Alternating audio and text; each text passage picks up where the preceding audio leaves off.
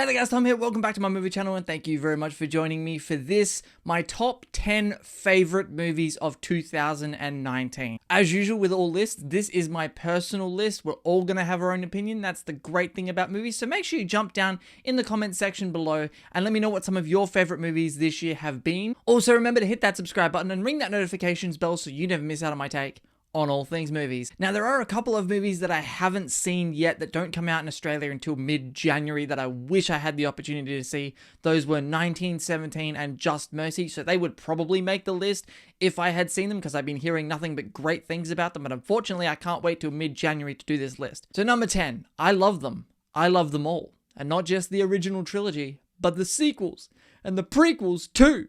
It's Star Wars, and I loved it like Star Wars. Star Wars Episode 9, The Rise of Skywalker is number 10 on this list. Listen, I know this movie has flaws. I know it's not a perfect movie. I recognize the flaws. I acknowledge them. I see that they are there. Star Wars, The Rise of Skywalker is just a movie that hit me in all the right ways. This is a movie that I came out of the first time and I was dancing. I was jumping up and down. I was so excited about this film. And this is the Star Wars movie that I've always wanted to see and never really gotten. I thought this movie was awesome. I love the pacing of it. I love how fast it moves. I thought it was really, really funny. And I get it, it's not a Star Wars movie that's going to work for everybody, but it is a Star Wars movie that worked for me. And to me, that's all that matters. I love Star Wars The Rise of Skywalker. Panzerkunst is one of my favorite new phrases of 2019. Alita Battle Angel is 9th on the list. Man, Alita Battle Angel was such a nice surprise, and it's a movie that if you asked me back in January if I thought this movie was going to make my top 10 best of the year list, I would have said, no, you're full of shit, no way. But hey man, I went to see Alita Battle Angel. I didn't think this movie looked any good, and I was pleasantly surprised. I fell in love with this film. Again, a film that has flaws, a film that is not perfect, and there are things about the film that I do not like, but I just thought this film was a lot of fun. It's a movie that had way more heart than I was expecting. I wasn't expecting to fall in love with the main character as much as I did. I thought the CGI and visually this film is breathtaking. And even though I'm not a Robert Rodriguez or a James Cameron fan, I've got to tip my cap to those two for pulling off this movie and giving me one of my favorite movies of 2019. Si vis pacem, Parabellum. John Wick Chapter 3. What an awesome movie this was. This is a movie I just absolutely lost my mind for. Listen, I'm a huge fan of the first John Wick movie. That movie was one of the most surprising movies to come out in the year that it was released. John Wick 2, I don't mind so much, but I don't love John Wick 2. But man, John Wick 3 just like kicks all sorts of ass. What do you need? Guns. Lots of guns. It's my favorite of the John Wick trilogy. It is, just because of how action-packed this film is. Also, you just can't go wrong with Halle Berry and 2 German Shepherds. That's like all the things we love in one movie. I just adore John Wick 3. It was one of the most fun experiences I've had in a movie all year. I never thought I'd fall in love with a talking spork, but Toy Story 4, man. Here's how good the Toy Story movies are, okay? You can put them in any order. You can rank the Toy Story films in any order you want. And I don't think anyone can argue with you. There is not a bad Toy Story movie. There are Toy Story movies that I like more than others, but they are all fantastic. And it just speaks to the quality that Pixar puts out. Toy Story 4 is not my favorite of the Toy Story franchise. It is my least favorite of the Toy Story franchise, but I love Toy Story 4. I do. I really do. I think this movie had a lot of heart. I wasn't expecting to fall in love with Forky. I thought Forky was going to annoy me from what I had seen in the trailers. I thought this character is going to really start to bug me.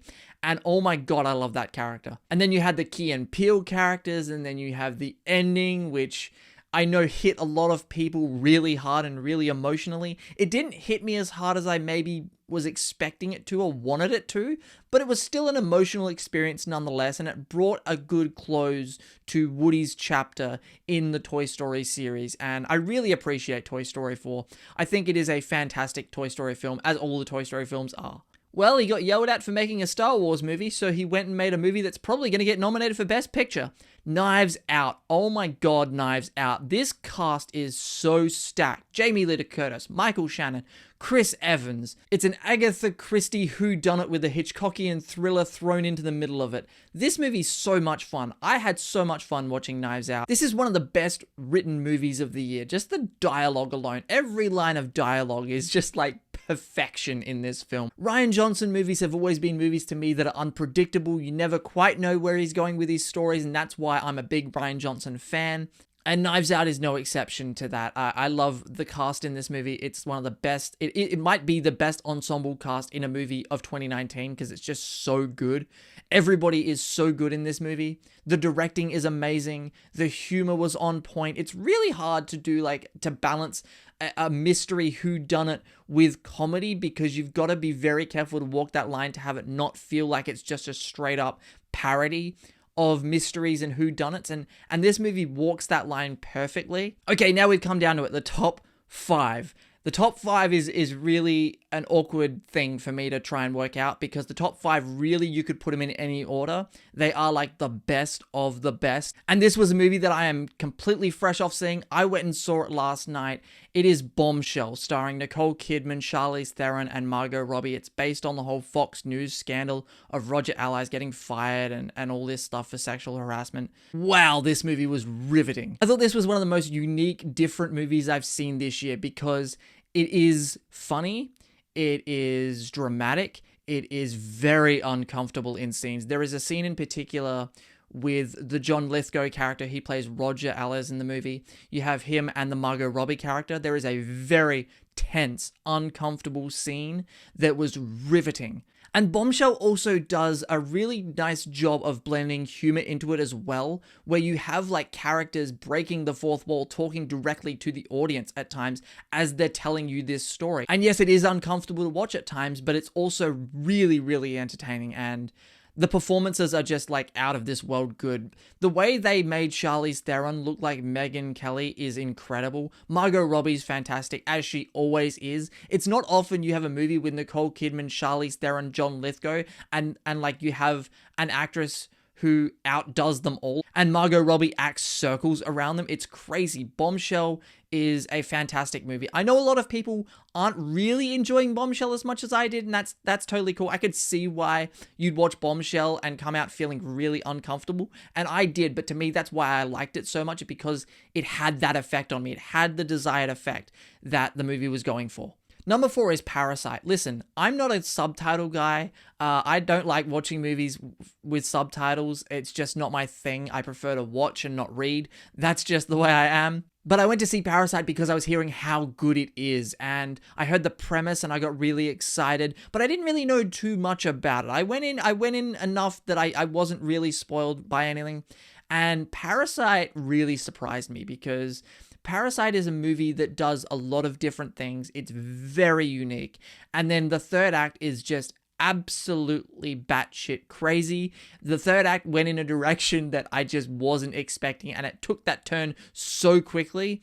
And man, I love Parasite. If you haven't seen Parasite, do yourself a favor, go and watch Parasite. Even if you're someone who doesn't like subtitles, please, I beg you to watch Parasite, because it is one of the best movies you'll see ever. The acting is incredible, the writing's phenomenal, the cinematography, the directing, all around, Parasite is a fantastic movie. It's gonna get nominated for Best Picture, like take that to the bank. I remember walking out of Parasite and thinking, yeah, that's a movie that could only come out of South Korea. I mean that in the best way possible. Like, this is a movie that I think if they tried to adapt it for like the North American market, I don't think this movie would work at all. So Parasite to me hit on every level. It's a fantastic film. See Parasite. On your left, of course Avengers Endgame was going to make my list. Why the hell wouldn't it make my list? Freaking Avengers Endgame, man. It's freaking awesome, and it's so much fun. Listen, it's 3 hours long. I get it. This is a movie that some people wouldn't have been able to sit through because of the runtime. I'll be honest, I don't know that this movie necessitated it being 3 hours, but I can't say I was bored at any point watching Avengers Endgame, and then you get to the portal scene, and I just was losing my mind. Because that is a scene at the end of the movie that us nerds could only dream of seeing one day when we were in primary school playing on the playground. Like, that is a scene that we would pretend to act out as kids and then finally being able to see it on the big screen with all of our favorite heroes over the last 10 years. Oh my god, this movie, man, it was incredible. The Russo brothers stuck the landing in all the best ways possible, and I wasn't sure they would. I was kind of a little bit dubious about them directing 4 MCU movies in a row because, you know, directors lose their creative steam when they stay on one property for too long, and the Russo brothers, man, Infinity War was great, and then Endgame just set that bar even higher, and now it's like the biggest grossing movie of all time. Alright, the final 2 movies, here we go. Ford v Ferrari's number 2 on this list. I thought from the trailers this movie was going to be absolutely incredible, and man was I not let down. Listen, this movie has fantastic performances, it has fantastic directing, it's beautifully written, it's based on a true story, which true story movies always seem to get me right in the feels for some reason. But I think the biggest thing Ford v Ferrari did for me was making me care about something I don't really care about, which is cars and car racing. I don't care, I don't know anything about that world, but Ford v Ferrari got me invested in the movie, and I think the reason it did that was because of its characters. The movie didn't draw me in because of the cars. The movie drew me in because of the characters, and that's what made me care about this film and care about this story.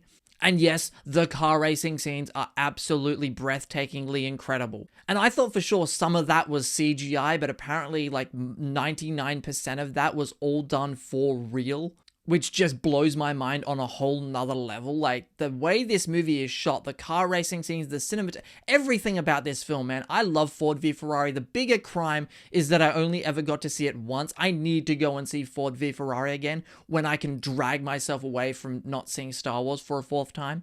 Well, Tom, what's your number 1? Well, I'm glad you asked. My number 1 is Marriage Story. Listen, this is a film that I was hearing great things about. It dropped on Netflix. I thought, this is probably going to be a good movie considering all the positive buzz around it. Marriage Story is absolutely phenomenal. I said it in my review. I just kept saying this movie is fucking phenomenal because it really is.